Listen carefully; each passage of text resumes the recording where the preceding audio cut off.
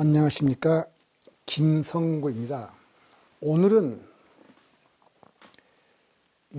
반드시 윤회 사상에 따르게 말하는 업에 대해서 알아보기로 하겠습니다. 그 업과 윤회에 대해서 우리가 한번 살펴보기로 하겠습니다. 제가 이 강의 시리즈 중에서 13강에서 소개한 바 같이 분자 생물학자로서 티벳으로 출가했던 마티유 리카르 아버지 장 프랑수아 르벨이 자기 아들이 아무리 그럴듯한 전생 사례를 들린다 하더라도 그것을 직접 경험한 사람이 아니고는 아무도 윤회를 믿지 않을 것이라고 말했는데, 이 마티유 리카르의 아버지가 한 말은 사실인 것 같습니다. 현대 교육을 많이 받은 불교 스님들과 불교 학자들 중에도 윤회를 부정하고 이런 주장을 하는 사람들이 있습니다. 뭐냐면은, 하나는 윤회는 석가모니 부처님이 설한 바가 없다. 또 하나는 윤회는 힌두교에서 불교로 흘러들어온 사상이다. 다시 말해서 부처님이 윤회를 설하긴 했지만 그건 부처님이 깨닫거나 경험한 불교의 고유 사상이 아니라 힌두교에서 불교로 흘러들어온 사상이다, 이런 뜻입니다. 과연 이 두 가지 주장이 옳은 것인지 한번 경전을 통해서 살펴보도록 하겠습니다. 먼저 업과 윤회에 대한 설법을 살펴보자면, 쌍유타 니까야 제3품 아들 없음의 경에 이런 말이 납니다. 신구의 삼업, 이것이야말로 자선이고 그는 그것을 가지고 가니, 그림자가 몸에 붙어 다니듯 그것이 그를 따라 다닌다네. 공덕이야말로 저 세상에서 무사람들이 의지처가 되리. 저 세상이란 말은 죽은 뒤 세계죠. 그러니까 내가 몸과 입과 마음으로 행한 어떤 종류의 행동이, 그게 바로 나를 늘 따라다니는 겁니다. 그리고 그 결과가 언젠가 나타난다, 이런 뜻이죠. 그리고 또 쌍유타 니까야 12품 바보와 현자 영에는 이런 말도 나옵니다. 어리석은 자는 몸이 부서져 죽은 뒤에 또 다른 몸을 받는다. 그가 다시 몸을 받으면 그는 생로병사와 슬픔, 비탐, 근심, 절망에서 벗어나지 못한다. 그는 괴로움에서 해탈하지 못한다. 현명한 이는 몸이 부서져 죽은 뒤에 다른 몸을 받지 않는다. 그는 생로병사와 슬픔, 비탐, 근심, 절망에서 벗어난다. 그는 괴로움에서 해탈한다. 바로 윤회의 삶은 매트리스에 갇힌 삶이란 뜻이죠. 매트리스라는 건 딴 게 아니라 우리 업이 만든 어떤 감옥과 같은 그런 삶이란 뜻입니다. 그 삶에도 희로애락이 있으나 그가 아무리 그 속에서 즐거움을 느낄지라도 그가 업이 만든 어떤 프로그램에 갇힌 줄 안다면 그것에 벗어나려고 할 겁니다. 그 쌍유타 니까야 제5품 짤라 영에 이런 말입니다. 미시한 물질 세계에 사는 중생도 비물질 세계에 사는 중생도 괴로움의 소멸을 알지 못하여 다시 태어남으로 복귀하는 것이네. 그러니까 우리 욕계보다는 더 진화했다 그럴까, 더 마음이 맑은 사람이 간다는 색계, 무색계에 사는 중생도 결국은 마음속에 들어있는 그 어떤 것, 그 이제 업이라고 부를 텐데, 그것을 말끔히 벗어나지 못한다면 다시 태어남으로 복귀한다 그랬습니다.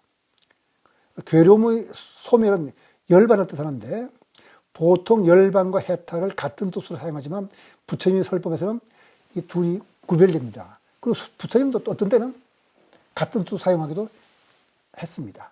쌍유타 니까야 15품에서 1부터 20번까지 경, 그러니까 20개 경이 다죠. 풀과 나무까지 경에서부터 그 20개에 해당하는 경우는 전부 다 윤회에 관한 설법인데, 수행승들이요, 이 윤회는 시작을 알 수 없다.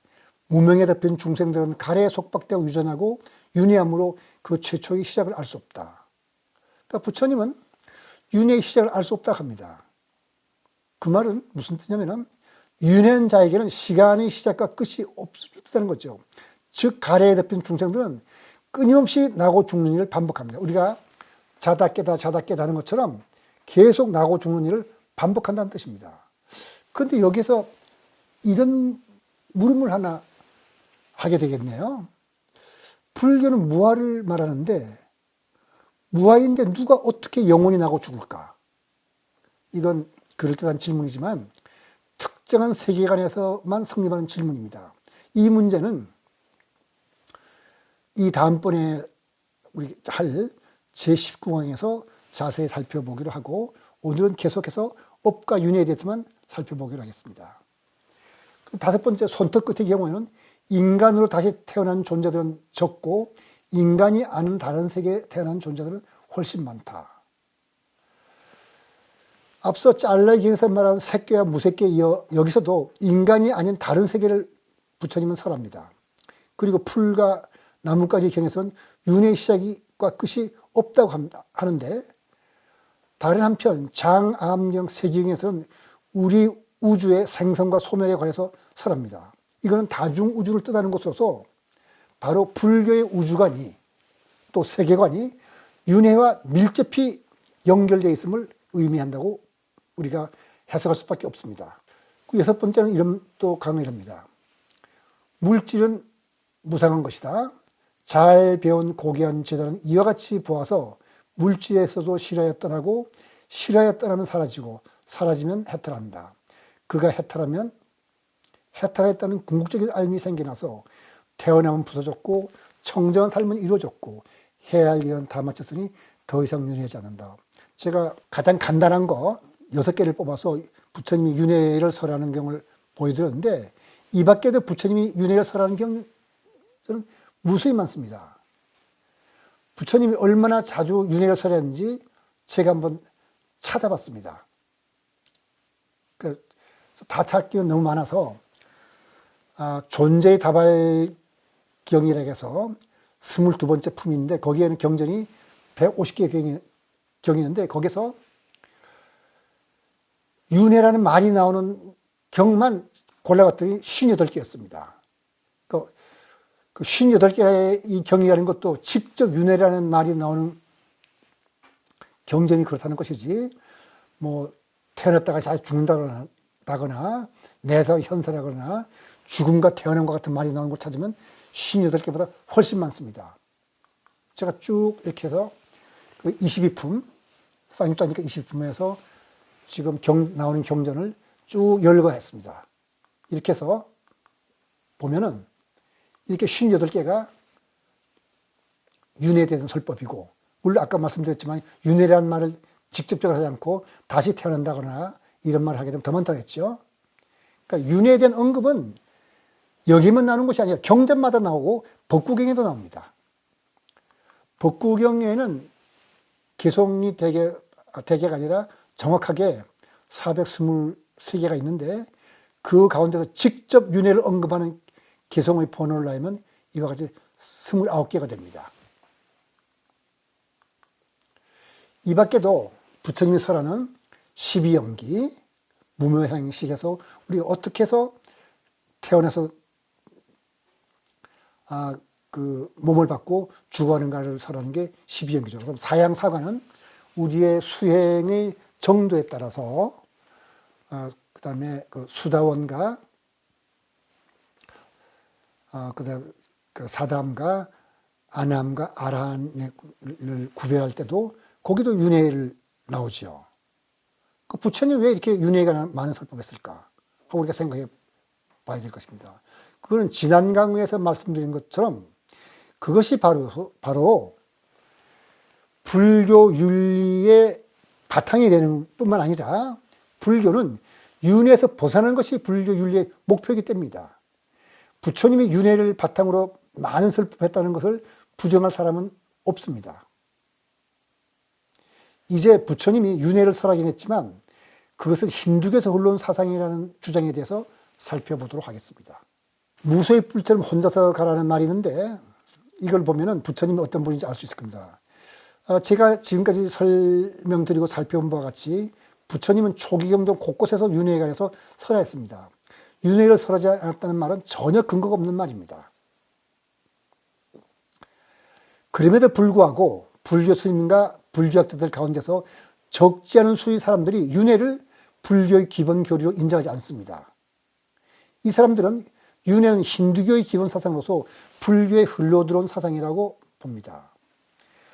윤회가 힌두교에서 불교로 흘러들어온 사상이라고 주장하는 사람들은 부처님이 윤회를 설하긴 그것은 당시 사람들이 모두 윤회를 믿고 있어서 방편으로 설한 것이라고 합니다. 그런데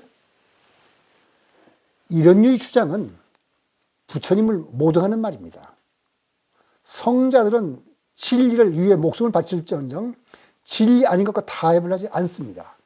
성인으로서 대표적인 사람은 예수겠지만 예수는 그야말로 자신의 가르침을 위해서 십자가에 못 박힌 것으로 대표적인 성인을 예수라고 할 수 있겠지만 철학자 소크라테스 역시 자기가 주장하는 진리를 위해서 목숨을 바쳤습니다. 살아갈 수 있는 길도 있었는데 제자들이 다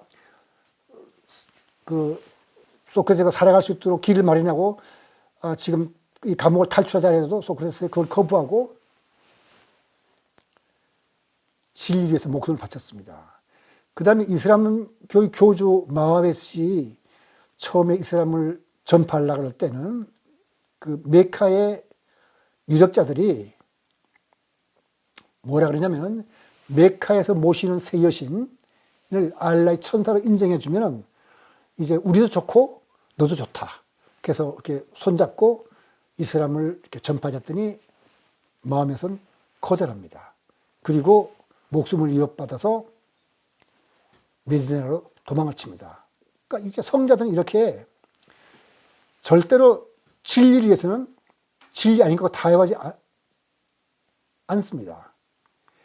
그리고 부처님의 제자들 모갈라나와 부르나 존자도 타협 없이 불법을 전파하다가 목숨을 잃었습니다. 그런데 부처님은 윤회가 거짓이라고 생각하면서도 불교를 전파하기 위해서 타협했을까요?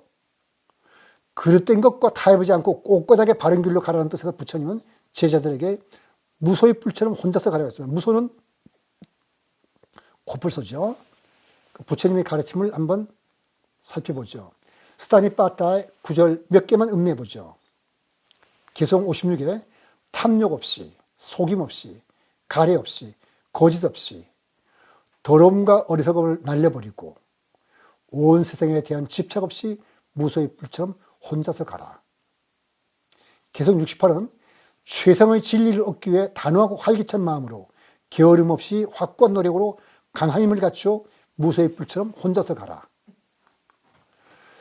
그 다음에 개성 71에는 소리에 놀라지 않는 사자처럼, 그물에 걸리지 않는 바람처럼, 지늘게 더럽혀지지 않는 연꽃처럼 무소의 뿔처럼 혼자서 가라. 경전을 읽어보면 업과 윤회는 부처님이 직접 체험하고 설법한 겁니다. 부처님의 설법을 들어볼까요?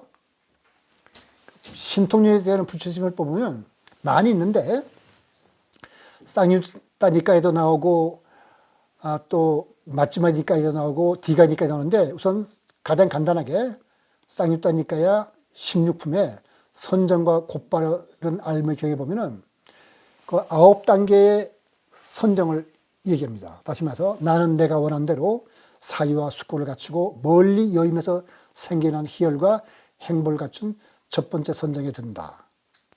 나는 내가 원한 대로 사유와 숙고를 여의어 삼매에 생겨난 희열과 행보를 갖춘 선정에 든다.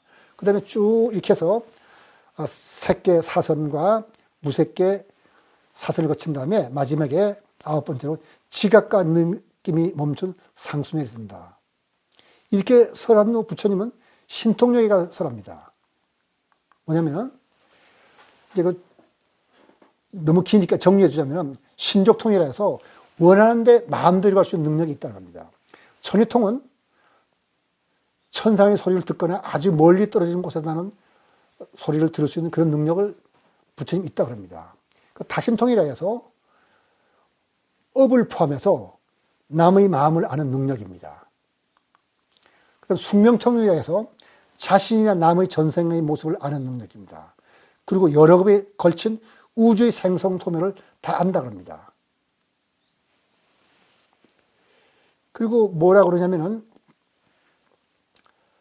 이 숙명통을 보면은 뭐가 있냐면은 임사체험을 한 사람들도 숙명통은 아지만은 자신의 과거 모습을 순식간에 안다고 합니다. 그러니까 시간의 흐름에 매이지 않는 것이죠. 그러니까 그 부처님의 숙명통은 우리가 신통력으로서 굉장한 거기 때문에 보통 사람은 가까이 못 가겠지만은 적어도 의학계에 보고된 임사체험을 말하는 사람들은 순식간에 자기의 과거를 다 본다는 겁니다. 그러니까 숙명통의 일부를 보통 사람들도 경험하는 거죠. 그 다음에 천안통이라는 것은 사람들이 미래 운명을 내다보는 능력으로서 업보에 따라서 어디에 태어날지를 안다고 합니다. 그 다음에 유진통은 번뇌에서 완전히 해방된 능력을 부처님이 설했는데, 누진통을 제외한 다섯 신통은 천신이나 다른 외도도 가능하지만 누진통만큼은 부처님이나 아란이 가진 신통이며, 이 신통으로 인해 불교의 성인과 범부 중생 또는 외도와 구별되는 겁니다. 그리고 누진통에 이르렀을 때 비로소 일체의 고통에서 벗어나 열반에 든다고 할 수 있습니다. 다시 말해서 윤회의 사슬을 끊는다는 것이죠. 열반이라는 것은 뭐냐면 불이 꺼져 남은 재처럼 탐진치가 완전히 사라진 상태입니다. 인간의 마음속에서 일어나는 여러 가지 욕망이나 썩내는 마음이나 이런 것이 사라진 상태를 말하는 거죠. 그래서 태어남에서부터 늙고 죽어가는 것이 고통이고, 열반은 일체 탐심이 완전히 꺼진 상태라고 하는 데서 사람들이 오해를 하고 있습니다. 뭐냐면 탐심이 없는 것을 의욕이 없다는 것을 오해하고서 불교가 염세주의라거나 허무주의라고 사람 생각이 있는데, 그것은 열반을 잘못 이해한 겁니다.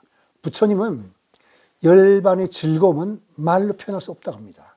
우리가 사실은 잘 이해를 못하는데, 부처님은 삼수매라서 인간이 일체 생각하는 것과 느낌이 없어져서 마음의 작용이 사라졌다고 했거든요.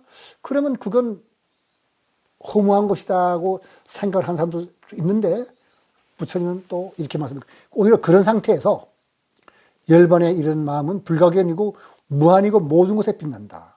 여기서 정신과 물질은 남김이 소멸한다. 그리고 우리가 이것과 저것을 따지는 그런 아르마리가 소멸하면 남김없이 정신과 물질이 소멸한다. 그리고 그때 가장 즐거움을 느낀다고 합니다. 열반은 수행의 목적이라는 것은 제가 지난 강의에서 걸시행에서 말씀드렸는데, 깨달은 자가 보기에 인간은 누구나 열반에 이르기 전에는 윤회의 고통 속에 살면서 자신은 그 사실을 모르고 있습니다. 불교는 바로 이 사실을 알려주고 윤회에서 벗어나는 법을 알려주는 가르침의 체계입니다. 그러니까 무상고무아라는 이 삼법인이 사물의 실상이라면 업과 윤회는 중생들이 살아가는 삶의 참 모습입니다. 따라서 윤회와 업과 고는 때려야 뗄 수 없는 연결된 개념입니다. 그러니까 윤회에 대해서 많은 설명을 해왔으니 이제 불교에서 말하는 업의 개념에 대해서 알아보기로 했습니다. 업은 산스크리트로 카르마, 빨리어로 깜마라고 하는 건데, 불교를 좋아하는 학자들도 보통 업과 윤회를 무시하지만 업과 윤회는 부처님 자신이 선정을 통하여 검증한 두 가지의 삶의 측면입니다. 많은 경이 있지만은 여기서는 마지마 니까야 6번째 바란다면의 경과 마지마 니까야 19번째 두갈래 사유경을 제가 예로 제시합니다.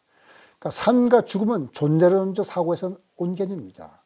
사건 중심의 세계관에서는 삶과 죽음은 연결된 개념이지 이분법적으로 나눌 수 있는 개념이 아닙니다. 제가 16강에서 사건 중심의 세계관과 존재 중심의 세계를 말씀드렸는데, 삶을 알아야 죽음을 알고 죽음을 알아야 삶을 스피는 연결됐기 때문에, 파도가 치듯이 파도에 이렇게 마류가 있고 골이 있듯이 삶과 죽음은 계속 연성을 때리기 때문에 삶과 죽음은 함께 알아야 되는 그런 개념입니다.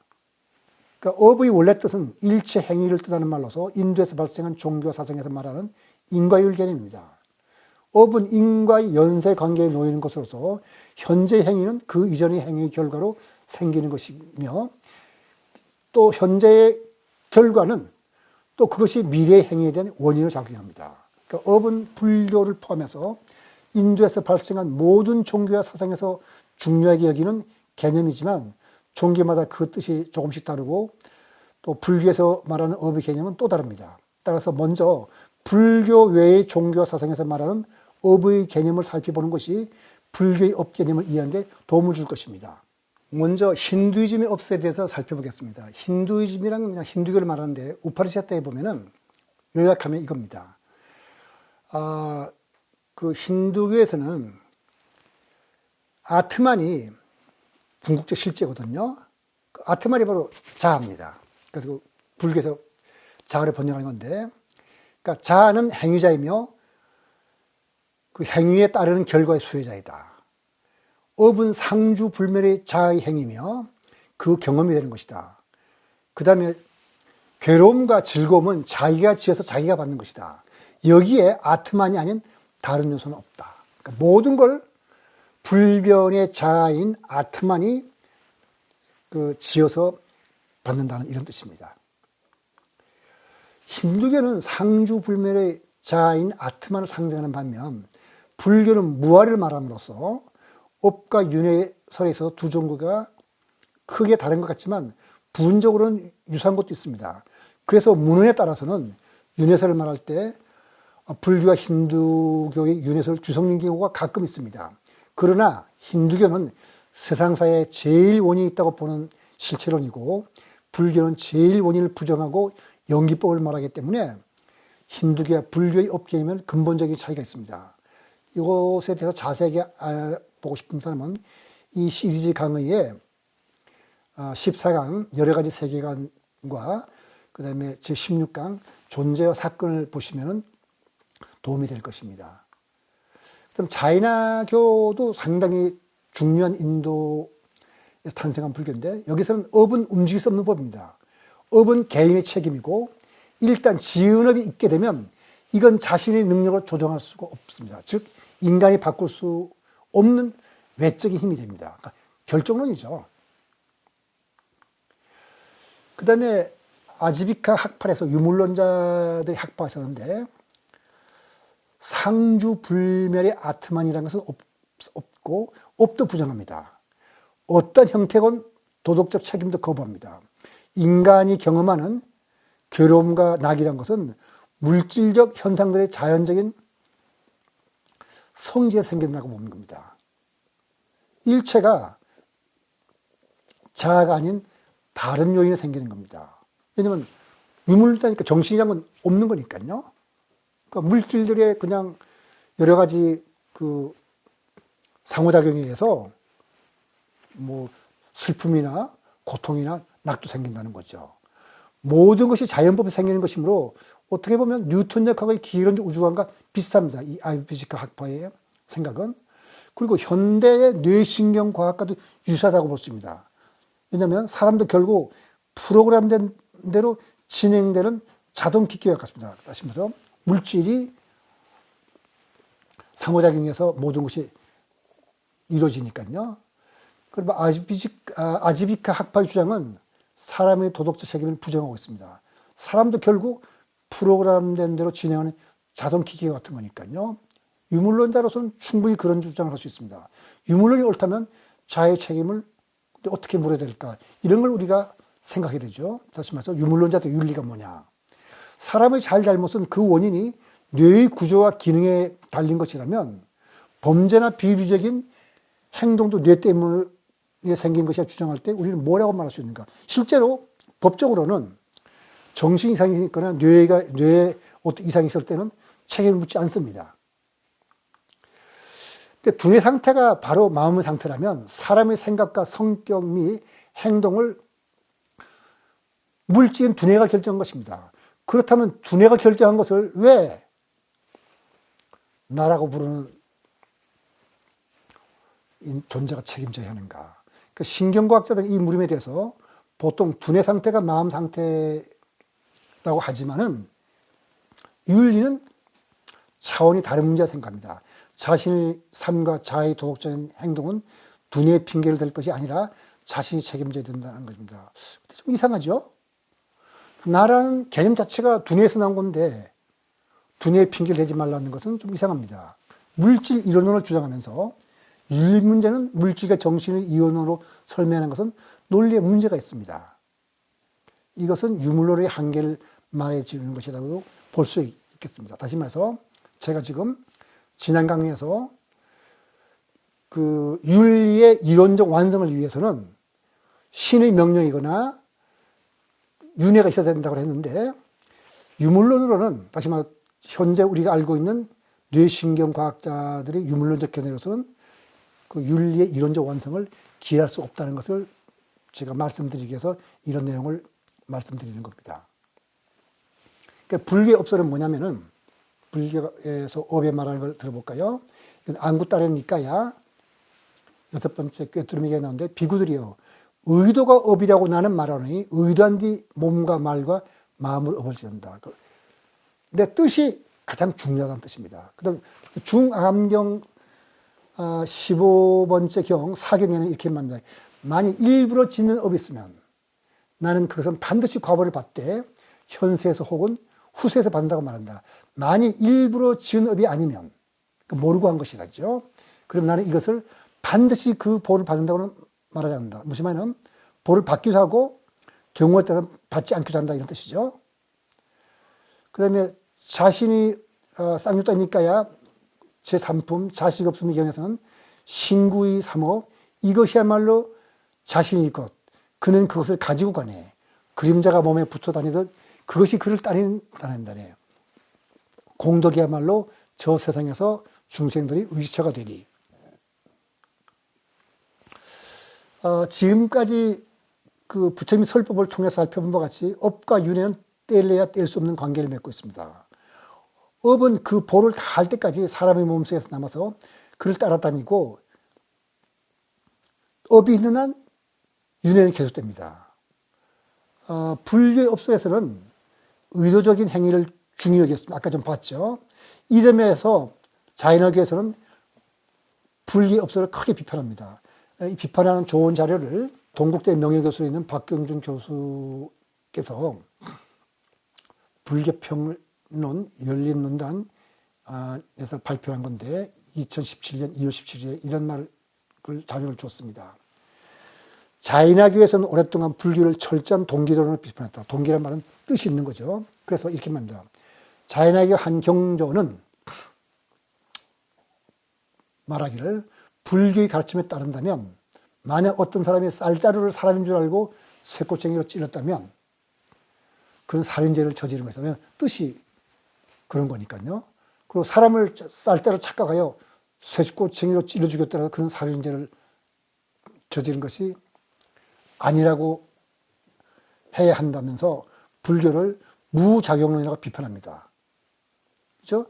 사람이 쌀자루를 사람인 줄 알고 쇠꼬챙이로 찔렀다면 그건 살인죄를 저지른 것이고, 사람을 죽였는데도 사람을 쌀자루로 착각해서 쑤셨으니까 사람 죽일 마음이 없었던 거죠. 그러니까 살인죄를 저지른 게 아니라고 불교를 비판하는 겁니다. 불교는 사실 이런 걸 주장하는 거 아니거든요. 자인학의 비판은 물론 불교를 이렇게 좀 낮고 자인학교가 더 우월하다는 걸 주장하기 위해서 어떤 편견에 의해서 나온 것인데, 불교는 모르고 한 일에 대해서 반드시 그 보가 없다고 하지 않습니다. 여러 가지 조건에 의해서 결정된다고 합니다. 그러니까 중암경, 제가 아까 말씀드렸죠. 15번째 사경에서 보듯이 고의성이 없다고 해서 책임이 전혀 없다는 뜻은 아닙니다.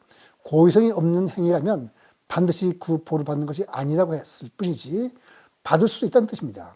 그래서 현우경에 고의성이 없는 행위에 대한 보를 받는 얘기가 있습니다. 현우경에 보면 이런 말입니다. 부처님 당시 어떤 사미승이 비구 스님을 이렇게 부축하다가, 자기 스승인 거죠. 부축하다가 스님을 떨어뜨려 죽게 했습니다. 근데 여기에 인과가 있습니다. 올해 과거 생에는 죽은 비구 스님이 아들이었고 사미승은 아버지였습니다. 근데 아들이 아버지를 몹시 귀찮게 하는 파리를 몽둥이에 쫓아다가 그러면 아버지를 죽게 했습니다. 그러니까 이건 의도적인 살인은 아니죠. 파리채를 그냥 때렸는데 어떻게 하다가 아버지 머리를 때려서 죽였으니까. 그 의도적인 살인은 아니지만 그에 상응하는 과보가 따른다는 결과론에 해당하는 이 살해임이 분명할 수도 있고, 또는 사람의 마음속에 사건이 기록되어 있다고 해석할 수 있습니다. 사람이 의식하지 못하지만 인과의 법칙이 사람의 심층 심속에 작용하고 있다는 뜻입니다. 나도 모르는 어떤 일들이 내 마음속에서 일어나고 있다는 얘기죠. 불교의 업설은 현혹을 통해 다음과 같은 뜻을 합니다. 평소 우리가 무심코 저질렀던 행위가 그것이 의식적이든 무의식적이든 때로는 중대한 결과를 불러일으키게 되는지를 깨닫게 합니다. 우리가 살아가면서 좀처럼 벗어나기 힘든 악습이나 고통의 뿌리가 사실 오랜 악연으로부터 비롯됨을 자각하고 모든 일을 신중하고 정성스럽게 대하고 처리하는 마음을 갖도록 이끌어주는 거죠. 이게 불교의 업설이죠.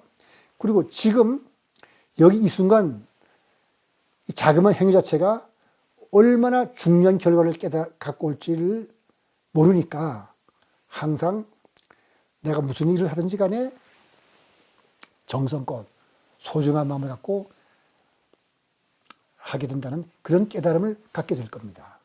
불교에서 말하는 업도 그 업을 지은 자가 그 보를 받을 때까지 따라다니고 윤회의 근원이 된다는 점에서 다른 인도 종교나 다른 인도 사상과 유사하지만 근본적인 차이가 있습니다. 그것은 뭐냐면 불교의 업설은 결정론이 아닙니다. 원인 없는 결과는 없으나 미래가 결정된 것은 결코 아닙니다. 제가 이 강의에서 설명을 못하지만은 사실 이 원인 없는 결과는 없으나 미래가 결정된 것은 아니다는 것은 연기법의 기본 인과관계이자 제3의 과학이라고 부르는 복잡계 이론의 기본 사상입니다. 만일 결정론이라면 수행은 의미가 없을 거죠. 내가 무슨 일을 하든지 간에 내 과거에 지은 업에서 그렇게 될 테니까. 근데 불교는 그런 게 아니고 인간의 자유의지와 자유를 강조한 종교입니다. 나의 행동이 업을 바꿀 수 있습니다.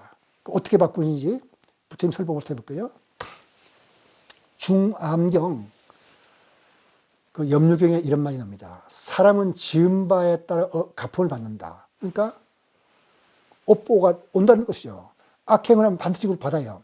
그러나 몸과 마음을 닫고 과거에 내가 엄청난 잘못을 저질렀다 하더라도 몸과 마음을 닫고 지혜를 닦아 선행을 하고 청정한 삶을 살면 과거의 진업이 이 사람의 큰 힘을 발휘하지 못한다. 그래서 그걸 뭐라고 비유했냐면은 한양중의 소금일지라도 찻잔에 넣은 소금과 갠지스강에 넣은 소금 효과는 다르다. 무슨 말이냐면은 과거의 진업이 한양중의 소금이라면 그 찻잔에 넣으면 얼마나 짜겠죠. 그러니까 짠맛을 그냥 강하게 맛볼 수밖에 없죠. 그 보를 강하게 받는 거죠. 근데 갠지스강에 넣으면 한양중 소금이 무슨 짠맛이 나겠습니까? 그러니까 똑같은 잘못이라더라도 내가 현재 선행을 하고 잘하면은 그 업은 무력화된다는 뜻입니다. 그리고 이걸 좀 다른 뜻으로 말씀드리자면은 불교의 업은 이런 뜻입니다. 이건 밀린다 왕문경 또는 밀린다 방화라고 부르는 데서 나오는 건데 나가세나가 그리스의 그 박트리아 왕의 메난드로스를 만나서 이런 말을 합니다. 메난드로스가 묻기를 자 불교의 업설에 따라서 인과응보라면은 반드시 지은 대로 보를 받아야 되는데 내가 선행을 하면 무슨 의미가 있습니까? 했더니 이렇게 말합니다. 돌멩이가 크든 작든 물에 넣으면 빠집니까? 안 빠집니까? 그 임금이 대답합니다. 빠집니다. 네, 그게 바로 인과응보의 이치입니다.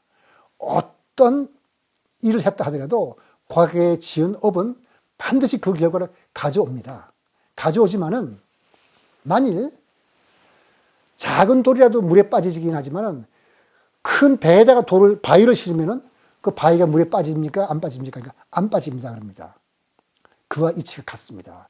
바위를 그냥 두면 다 물에 빠지게 되어 있지만은 큰 배에 태우면은 빠지지 않듯이 선행이라는 것이 수행이라는 것이 그 배와 같습니다. 그러니까 수행을 하고 선행을 하면 과거의 업은 무력화된다. 이런 것입니다. 그래서 이것을 이렇게 말할 수 있죠. 연기법의 세계에서는 과거를 해서 변하지 않고 영구적으로 갇혀있는 것이 결코 아닙니다. 과거도 현재와의 상호작용을 통해서 변하게 말해집니다. 즉 사람의 힘으로 과거의 있었던 사건 자체를 없앨 수는 없지만 그 효과는 능동적으로 재조직할 수가 있는 겁니다. 이게 불교의 업설입니다.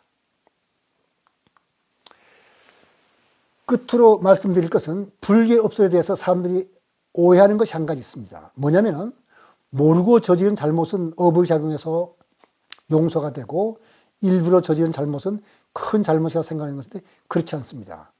모르고 저지른 잘못이 더 큰 과보를 가져옵니다. 왜 그러냐면은 그릇된 욕망에 이끌려 두 사람이 똑같은 잘못을 저지른다 할지라도 그것이 그릇된 욕망인 줄 알고 저지른 사람은, 예를 들어서 뭐 우리가 잘못 중에서 뭐 여러 가지가 있는데 어쩔 수 없이 이게 잘못이긴 한데 내가 그래도 그냥 이걸 어떻게 하게 된다고 하는 사람도 있으니까 뭐 도박도 그런 것 중에 하나고, 아니면 그냥 우리가 어떤 쾌락을 탐닉해서 뭐 그런 걸 하는 것도 한데 그것이 잘못인 줄 알고 하는 사람은 때가 되거나 계기가 되면 그것이 잘못이기 때문에 거기서 깨닫고 잘못을 고칠 수 있습니다. 이러면 금연도 그렇죠. 담배도 어쩔 수 없는 습성에서 계속 피우지만 이것이 잘못이라 생각하면 언젠가 계기가 되면 끊을 겁니다. 그런데 그것이 그릇된 욕망이나 잘못인지 모른다면 계속 담배 피우고 쾌락에 끌려서 다니겠죠.